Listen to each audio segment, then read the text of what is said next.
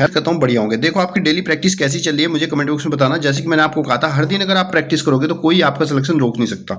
आज की क्लास में भी हम लोग ऐसे बेसिक सवाल लेकर आए हैं जो आपके पेपर में 100% आते हैं, जिनको बिना सोचे एक बार अगर आप समझ लोगे तो 100% राइट क्वेश्चन करके आओगे पेपर में। और ये क्वेश्चन बहुत ही छोटे होते हैं अगर आप इसको सही तरीके से करते हो। अगर नहीं करोगे तो फिर आपसे ये गलत हो जाएंगे पेपर में और आपका पेपर जो है मुश्किल हो जाएगा आपको अपना सिलेक्शन लेना। तो चलिए शुरू करते हैं। आज इन बेसिक से सवाल के बारे में जानते हैं और डिटेल के साथ इनको पढ़ते हैं।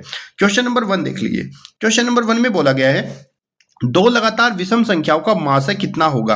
लगातार विषम संख्या क्या होती है? ऐसी संख्या है जो 2 से नहीं घटती और लगातार, जैसे कि आपका 1 और 3 ये लगातार विषम संख्या है। फिर आपका यहां से 3 और 5 बोल दें तो ये भी लगातार विषम संख्या है। या फिर 5 और 7, इस तरह की अगर कोई भी संख्या आपकी लगातार विषम है तो उन संख्याओं का जो मासा होता है HCF वो हमेशा 1 आता है। एक बार याद रखिएगा ये बात, हमेशा कभी भूलना नहीं, ठीक है। अगला प्रश्न है, दो लगातार सम यानी कि दो लगातार अगर आपके इवन नंबर है तो उनका मासक क्या होगा। इवन नंबर वो होते हैं जो 2 से कट जाते हैं, जैसे कि 2 और 4 ये आपके लगातार इवन नंबर है। 12 और 14 ये आपके लगातार इवन नंबर है। या फिर आपका 26 और 28 ये लगातार इवन नंबर है। अगर आप कोई भी दो लगातार इवन नंबर होंगे, सम संख्या होंगी और उनका मासा आपसे पूछा जाए कि इनका मासा क्या होगा, तो सीधा सीधा निशान लगा दीजिए कि उसका मासा 2 होगा, ठीक है। लगातार विषम संख्याओं का मासा 1 होता है और लगातार सम संख्याओं का मास है आपका 2 होता है। अगला प्रश्न देखते हैं। यहां पर आपको कुछ भिन्नें दी गई हैं और आपसे पूछा गया इनमें से सबसे बड़ी भिन्न कौन सी है। तो सबसे बड़ी भिन्न पहचानने का तरीका क्या है, आपको एलसीएम भी नहीं लेना पड़ेगा, आसान तरीके से बताऊंगा।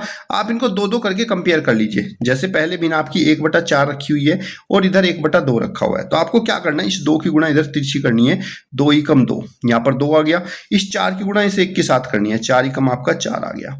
आपको पूछा गया सबसे बड़ी भिन्न। अगर आपको सबसे बड़ी पूछी जाती है तो आप इन दोनों में से जो छोटी वाली होगी इसको हटा दोगे और बड़ी वाली को रख लोगे। तो 1/4 और 1/2 में जो बड़ी भिन्न है वो 1/2 है, 1/4 छोटी है, तो इसको हटा देंगे। अब हम ये जो हमारी 1/2 भिन्न आई इसको कंपेयर इसके अगली संख्या के साथ करेंगे 2/3 के। रूल वही रहेगा, फिर से आप तिरछी गुणा कर दो, 3 की इधर 3 × 3 और 2 की इधर 2 दूनी 4। इन दोनों में जब आपने कंपेयर किया तो आपने देखा कि 1/2 वाले में यहाँ पे 3 आया और 2/3 वाले में यहाँ पे 4 आया, यानी कि ये वाली छोटी है और ये वाली बड़ी।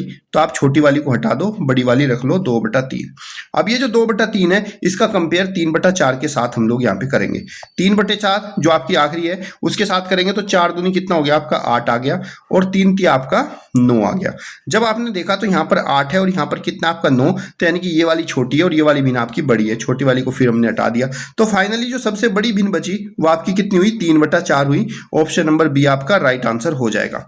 इसी तरीके से बच्चे अगर आपसे पूछ लेता कि इनमें सबसे छोटी भिन्न कौन सी है तो उस कंडीशन में हम छोटी वाली को लेते रहते, बड़ी वाली को काटते रहते, आपको छोटी पता चल जाती। लेकिन अगर आपको बड़ी पूछी है तो 2-2 का कंपेयर करते चलिए, जो छोटी है उसको हटाती चलिए। भाई जब ये छोटी है तो ये इससे बड़ी है। अब इसका कंपेरिजन जब अगले के साथ करेंगे तो ये वाली अगले वाली इससे बड़ी हो गई, ये तो छोटी है तो इससे पहले वाली तो वैसी छोटी होती, तो फिर हम बड़े वाली को छांट लेंगे। फिर उसके अगली जो है उसके अगले साथ कंपेयर करेंगे, फिर उसमें बड़े वाली को छांट लेंगे। ठीक है बच्चे, समझ में आया ना आपको? इस तरीके से आप सबसे बड़ी भिन्न का पता लगा सकते हो।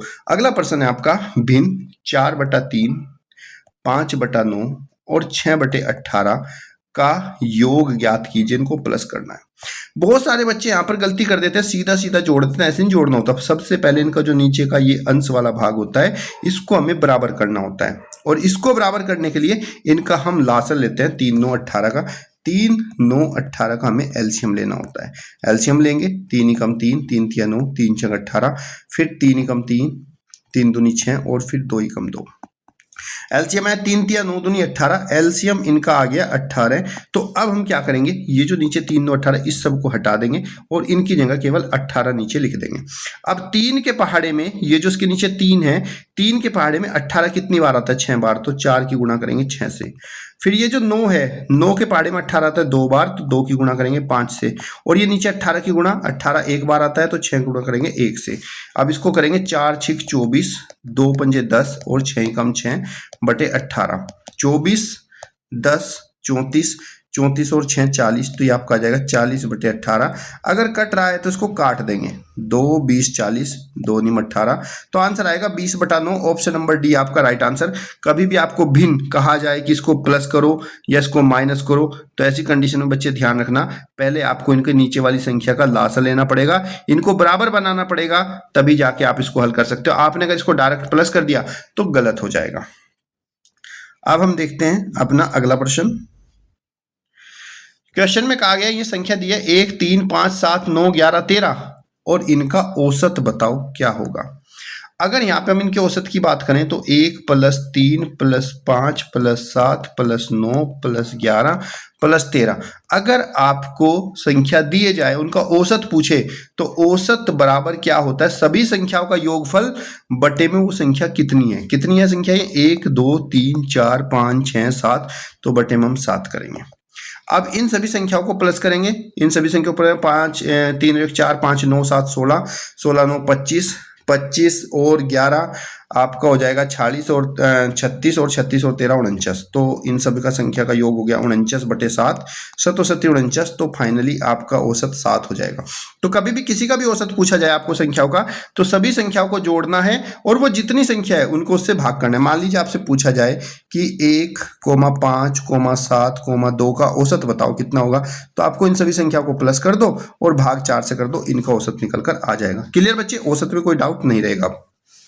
अगला प्रश्न है 500 का 10% कितना होगा। किसी भी संख्या का अगर आपको प्रतिशत वैल्यू निकालनी है, किसी भी संख्या की प्रतिशत वैल्यू, तो आपको क्या करना है, उस संख्या की उस प्रतिशत से गुणा करनी है, यानी कि 500 की गुणा आपको 10 से करनी है और भाग आपको 100 कर देना है, बस उसकी वैल्यू आ जाएगी 100 पंजे 500, 10 पंजे 50, तो 500 का 10% 50 होता है। ऑप्शन नंबर डी आपका राइट आंसर। क्लियर, कोई डाउट तो नहीं है।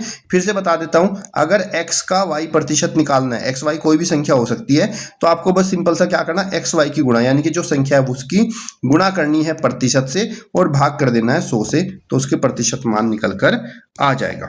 अगला प्रश्न है कि अगर आपको संख्या दशमलव में दी जाए, 0.02 डेसिमल में संख्या दी जाए और प्रतिशत में पूछ ली जाए, तो क्या करते हैं, किसी भी डेसिमल की संख्या हो या कोई आपका भिन्न वाली संख्या हो, तो उसमें आपको बस 100 से गुणा करनी है और वो प्रतिशत में बदल जाएगा। चलिए यहाँ पे 100 से गुणा करते हैं। 100 से गुणा करने पर ये जो दशमलव है, ये 100 में 2 जीरो है, तो 2 बार इधर आ जाएगा, तो 0.2 की 100 से गुणा करेंगे तो 2% वैल्यू आ जाएगी। ऑप्शन नंबर डी आपका राइट आंसर। मान लीजिए आपसे कहा जाए कि बताओ भाई 3 को प्रतिशत में बदलो, 3 को किस में, प्रतिशत में बदलो, तो आपको उस संख्या में 100 से गुणा कर दो और प्रतिशत का निशान लगा दो, तो ये 300% हो जाएगा। आपको मान लीजिए भिन्न दे दी गई, आपसे कहा कि 2/5 को प्रतिशत में बदलो, तो 2/5 में 100 से गुणा कर दो और प्रतिशत का निशान लगा दो, 5 से 100 काटेंगे, 5 9 10 20, तो 40% हो जाएगी। किसी को भी प्रतिशत में बदलना है, चाहे वो आपका भिन्न हो, दशमलव हो, अनुपात हो, तो 100 से गुणा कर दो और प्रतिशत में बदल दो। x को अगर प्रतिशत में बदलेंगे तो x की 100 से गुणा करो और प्रतिशत का निशान लगा दो। क्लियर बच्चे, कोई डाउट तो नहीं होगा उम्मीद है। और वीडियो को लाइक और शेयर कर लेना, इस तरह के क्वेश्चन आपके पेपर में आएंगे और कोई आपकी सीट आपसे नहीं छीन सकता अगर आप इस तरह की तैयारी करके जाते हो। इस तरह के सवाल पेपर में करके जाओगे तो 100% आपका सिलेक्शन होगा, क्योंकि अगर आपने तैयारी करी है तो आप कॉन्फिडेंट होंगे और कॉन्फिडेंट बच्चे की कभी भी गलती नहीं हो सकती। चलिए आज की क्लास यहीं पे एंड करते हैं, तब तक के लिए धन्यवाद। जय हिंद, जय भारत। वीडियो को लाइक शेयर करना ताकि हर बच्चे तक पहुंच जाए।